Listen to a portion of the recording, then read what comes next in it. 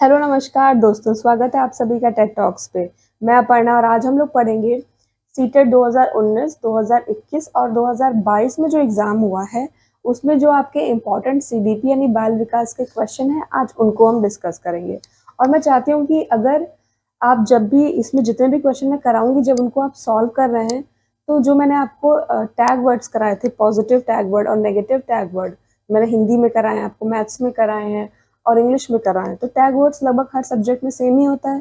तो आज जो मैं क्लास कराऊंगी तो ये आपके प्रीवियस ईयर जो क्वेश्चंस हैं उन्हीं पे पूरी रिलेटेड है, उन्हीं को लेके मैंने बनाई है। तो आप क्या करिए, आज के क्वेश्चन जब आप सॉल्व कर रहे हैं तो उन्हीं टैग वर्ड को आप याद करिए, उनको दिमाग में रख के आज आंसर देने की कोशिश करिएगा और देखिएगा कि कितना आपको फ़ायदा हो रहा है कि जब आप सही सही टैग वर्ड पकड़ना जान ले रहे हैं, उससे आप कितना टाइम भी बचेगा एग्जाम में। तो आप जब आज के क्वेश्चन सॉल्व करिए तो जो टैग वर्ड्स मैंने आपको पढ़ाए हैं उनको ध्यान में रख के क्वेश्चन सॉल्व करिएगा, ठीक है। तो चलिए शुरू करते हैं आज की क्लास को। पहला क्वेश्चन है कि मौखिक संवाद जो बच्चे अपने आप से करते हैं उन्हें पियाजे क्या कहते हैं।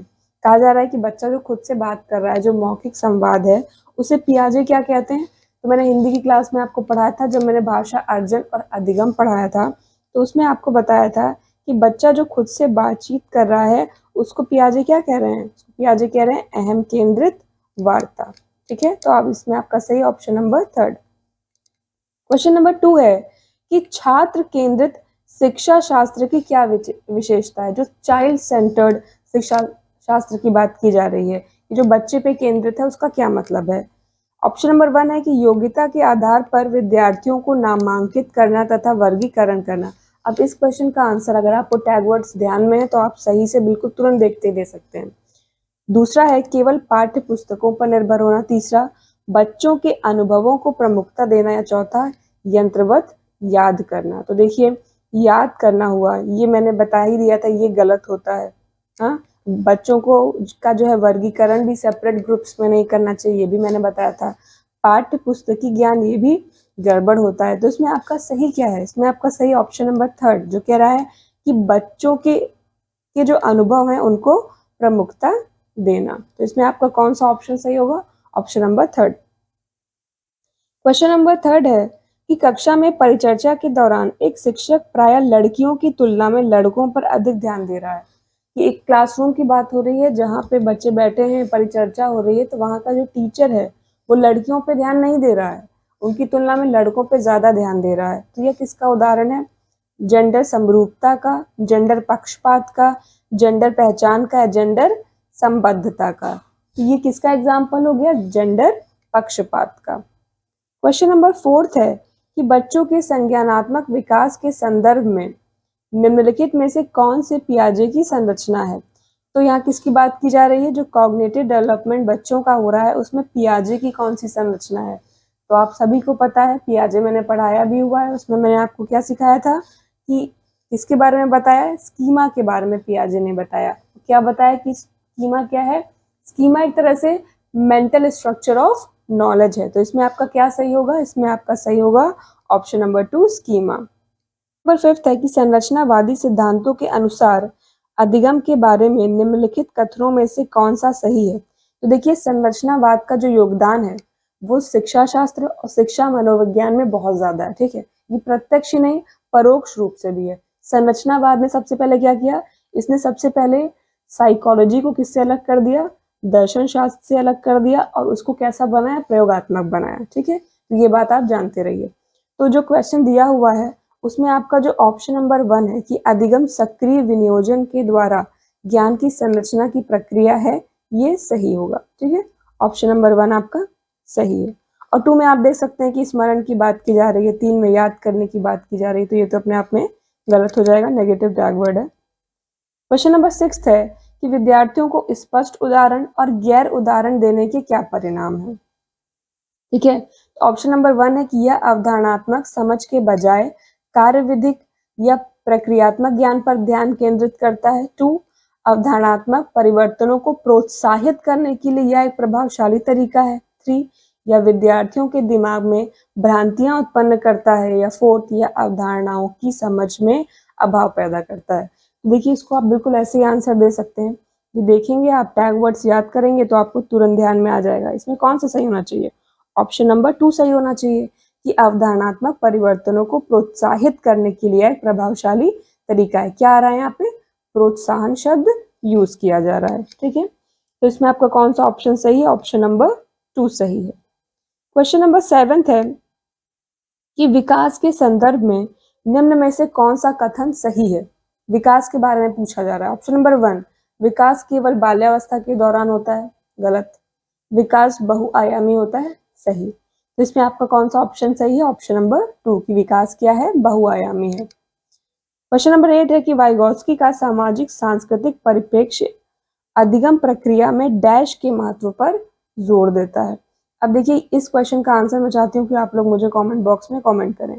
क्या सही होगा? अभिप्रेरणा, संतुलीकरण, सांस्कृतिक उपकरण या फिर गुणारोपण? और बात किसकी की जा रही है?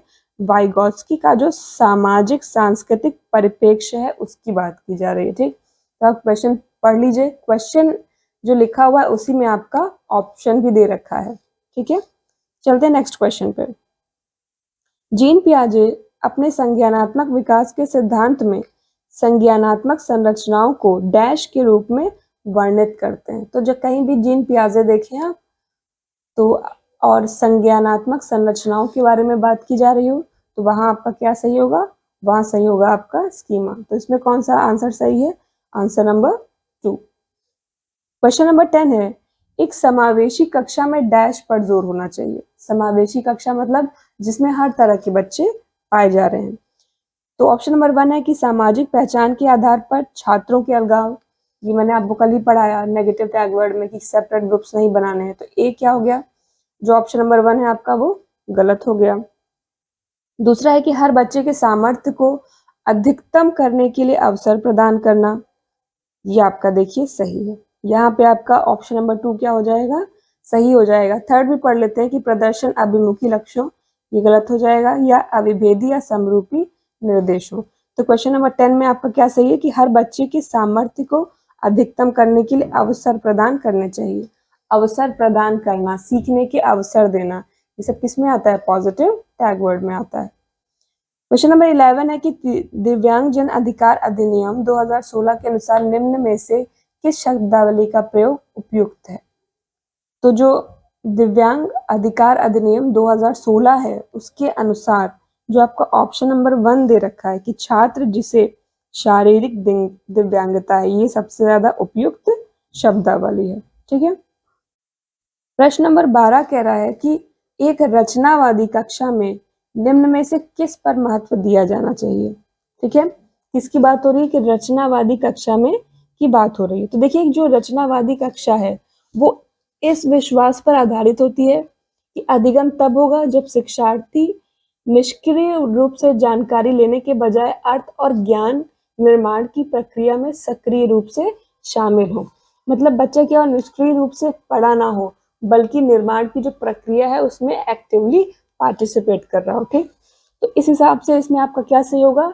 ऑप्शन नंबर 1 निर्माणात्मक आकलन। ठीक, प्रश्न नंबर 13 है किस प्रकार की प्रेरणा उन गतिविधियों से जुड़ी है जो अपने आप में आनंददायक संतोषजनक है? ठीक है, बात की जा रही है किस प्रकार की प्रेरणा उन गतिविधियों से जुड़ी है जो अपने आप में आनंददायक और संतोषजनक है। ऑप्शन नंबर 1 आंतरिक अभिप्रेरणा, 2 बाह्य अभिप्रेरणा, शील गुण अभिप्रेरणा या स्थिति विषयक अभिप्रेरणा। तो देखिए इसमें आपका सही है ऑप्शन नंबर 1 और 1 क्या है? आंतरिक अभिप्रेरणा। ठीक है, तो देखिए आंतरिक प्रेरणा कब होती है? ये तब होती है जब आप किसी कार्य को पूर्ण करने हेतु प्रेरित या ऊर्जावान महसूस करते हैं। ठीक है, मतलब इस एक तरह से इसको आप समझिए कि इसको करने के लिए आपके अंदर से ही एक तरह की ड्राइव आती है। मतलब आपको आंतरिक रूप से ही होता है कि हमें कुछ करना है। ठीक है, बाहरी जो इनाम है उसके विपरीत आपको अंदर से आंतरिक रूप से ड्राइव आती है, इसके कारण आप काम करते हो। तो आंतरिक प्रेरणा के साथ क्या होता है? जो आप व्यवहार कर रहे हो वही आपका प्रतिफल बन जाता है। तो इसमें आपका सही होगा ऑप्शन नंबर 1। क्वेश्चन नंबर 14 है कि एक शिक्षिका अपनी प्राथमिक कक्षा में अर्थपूर्ण अधिगम को कैसे बढ़ावा दे सकती है? तो पहला ऑप्शन नंबर 1 है कि अधिगम के प्रत्येक चरण में पुरस्कार देकर। पुरस्कार तो नहीं दे सकती, हर चरण में देगी तो बच्चा क्या हो जाएगा, लालची हो जाएगा। प्रतिस्पर्धा को बढ़ावा देके नहीं, कंपटीशन जो है उसको भी बढ़ावा नहीं देना है क्लास में। ऑप्शन नंबर 1 और 2 कैंसिल हो गया। फिर अगला है कि रटंत और अभ्यास के द्वारा, बिल्कुल नहीं, ये तो करवाना ही नहीं है, मैं आपको पढ़ा चुकी हूँ। फोर्थ है कि विषय वस्तु का विद्यार्थियों के जीवन के साथ संबंध स्थापित करना। यही आपका सही है कि बच्चों को जो है जो उनके आसपास हो रहा है उनके साथ कोरिलेट करके पढ़ाना चाहिए। तो इसमें आपका ऑप्शन नंबर 4 सही है। क्वेश्चन नंबर 15 है कि विविध सांस्कृतिक पृष्ठभूमि के विद्यार्थियों को सफलतापूर्वक सम्मिलित करने के लिए शिक्षक को निम्नलिखित में से किससे बचना चाहिए। क्वेश्चन क्या पूछ रहा है, ध्यान से समझिएगा। पूछा जा रहा है कि शिक्षक को किस चीज को करने से बचना चाहिए, किस चीज को नहीं करना चाहिए। ठीक है, तो ऑप्शन नंबर 1 है कि हर विद्यार्थी को पहचाने और उसका सम्मान करे, ये काम तो करना चाहिए। 2 कि प्रभुत्वशाली समूहों के अनुभवों को प्राथमिकता देना, क्या ऐसा करना चाहिए, ये गलत है। चलिए पूरा पढ़ लेते हैं। शिक्षण की सामग्री में विविधता शामिल करें, ये सही है। और कक्षा में सांस्कृतिक संवेदनशीलता का अभ्यास करें, ये भी सही है। तो इसमें आपका क्या गलत है, ऑप्शन नंबर 2 गलत है। क्वेश्चन नंबर 16 है कि डिसलेक्सिया मुख्य रूप से किन कठिनाई से होता है, पढ़ना, सोचना, गायन या चलना। देखिए जो डिसलेक्सिया है वो पढ़ने की कठिनाई से जुड़ा हुआ है, तो इसमें आपका सही ऑप्शन नंबर 1। क्वेश्चन नंबर 17, निम्नलिखित में से कौन सा अभ्यास अधिगम अक्षमता वाले विद्यार्थियों का समावेशन सुनिश्चित करने में प्रभावी होगा। किस चीज की बात की जा रही है, पूछा जा रहा है कौन सा अभ्यास ऐसा है जो अधिगम अक्षमता वाले बच्चे हैं उनका समावेशन करने में प्रभावी होगा। ऑप्शन नंबर 1, अभिव्यक्ति के लिए केवल निश्चित विधा को अनुमति दें, ये गलत होगा। निश्चित विधा को अनुमति देंगे तो अधिगम अक्षमता वाले बच्चे कैसे पढ़ पाएंगे।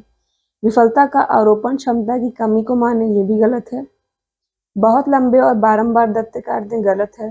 सूचना प्राप्त करने के लिए कई विकल्प प्रदान करें, ये आपका सही है। तो आपका क्वेश्चन नंबर 17 में कौन सा ऑप्शन सही है, ऑप्शन नंबर 4। प्रश्न नंबर 18 है कि एक शिक्षक को अपने विद्यार्थियों को किसी प्रश्न का उत्तर देने के लिए सहज अनुमान लगाने के लिए क्या करना चाहिए, प्रोत्साहित, अनदेखा, दंडित या अवरुद्ध। इसमें आपका सही होगा क्या, ऑप्शन नंबर 1 कि टीचर को क्या करना चाहिए, बच्चे को प्रोत्साहित करना चाहिए। तो देखिए इस तरह हमारी जो है आज की सीडीपी की जो प्रीवियस ईयर क्वेश्चन पेपर की क्लास से यहीं पे खत्म होती है। मैंने आपको 2019, 2021 और 2022 में जो क्वेश्चन पूछे गए थे उसमें से कुछ क्वेश्चंस को इंक्लूड किया जो मुझे लगा कि इम्पोर्टेंट है। और आपने जो टैग वर्ड पढ़ा है वो कितना जो है आपके एग्जाम में आपकी मदद कर सकता है, ये भी आपको समझाने बताने के लिए इन क्वेश्चंस को मैंने इंक्लूड किया था। आपने देखा होगा कि किस तरह टैग वर्ड हेल्प करते हैं आपको क्वेश्चन जल्दी से सॉल्व करने में और आपका कितना टाइम बचाते हैं और आपके क्वेश्चन सही भी होते हैं अगर आपको टैग वर्ड आता हो। तो अगर आपने अभी तक मेरे टैग वर्ड की जो क्लास मैंने ली थी उसको अटेंड नहीं किया है तो उसको आप जाके प्लीज़ अटेंड कर लीजिएगा, देख लीजिएगा।